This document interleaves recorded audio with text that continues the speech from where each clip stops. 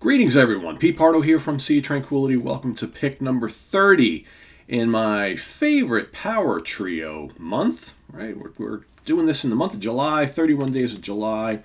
We're picking our 31 favorite power trios of all time. Right, those classic bands, or maybe not so classic bands, but ones that we really like. Where they had, for the most part, there was a period in their career, either for a few albums they had three members. Made a lot of racket with those three members, or maybe throughout their entire career, it was just three members. Power trio, we can be a little lenient with this because there may be some bands that'll show up on my countdown that aren't your typical, big, heavy guitar, bass, drums. You might have no guitars and keyboards. You might have a band that doesn't play really heavy music, but they did the trio format, for their whole career or for a while. So we're going to have all sorts of stuff popping up on this list. And I'd urge everybody watching to create your list. Remember, we all have our favorites. So I saw a couple people yesterday that were like, didn't like my pick, and they were like, oh, but hopefully you're not going to forget about all these other bands. Well, they're my favorites, right? So I'm going to pick my favorites. You should do the same below. So today, this is a pretty cool band. They have a lot of albums. They've been around since the mid-'60s.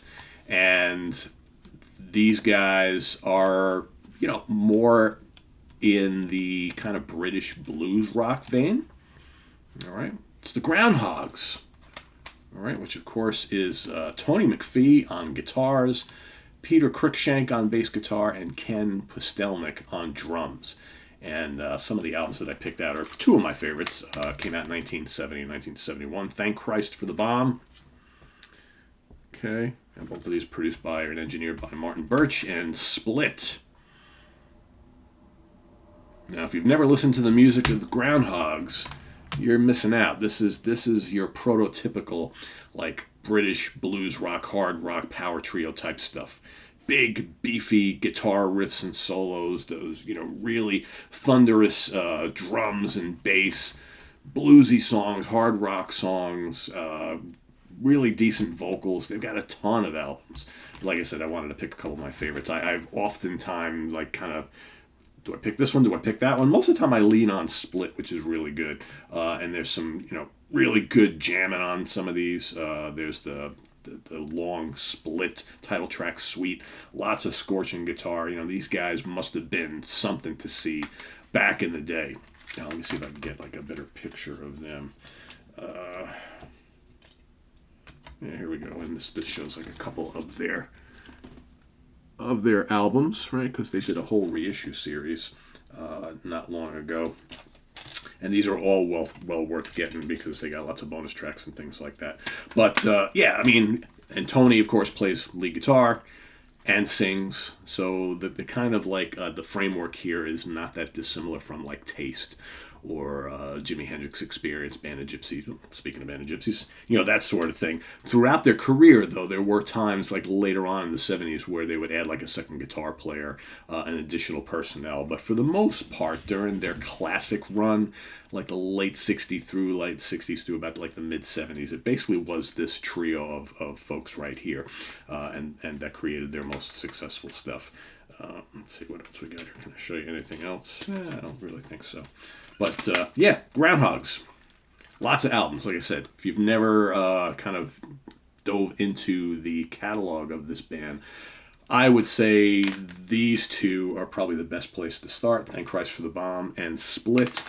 But they do have others right around this time that I would totally, Who Will Save the World is another one. Hogwash is really good as well.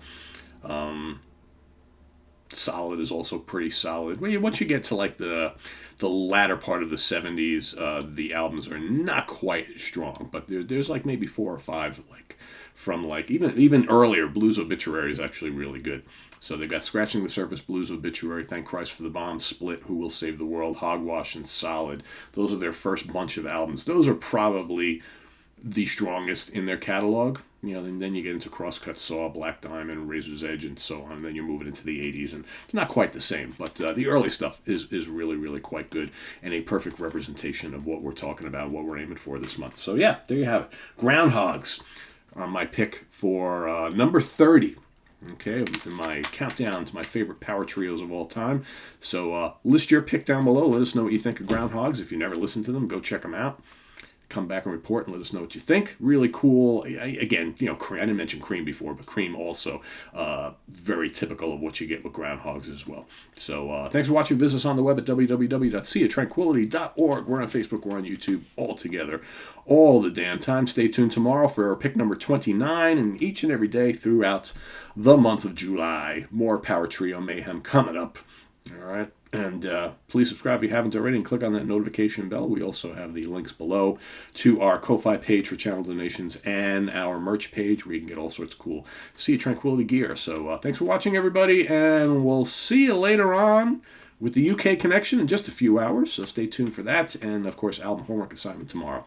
So lots going on this weekend. We will have no Hudson Valley Squares on Monday.